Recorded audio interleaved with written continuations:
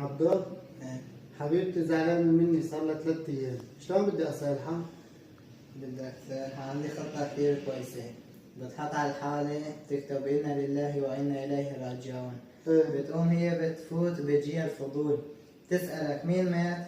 بتقول لها قلبي مات بحبك، وهيك بترجعوا لبعض. أيوة، أجربها يعني؟ جربي. طيب.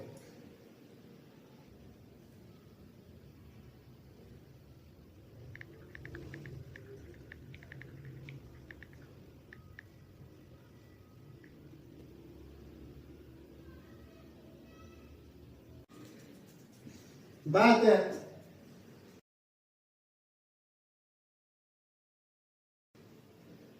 شغلتك صعبة يمكن. تضرب أنت ونصيحتك، قلت لك ما في مشاعر، قلت لك ما في إحساس.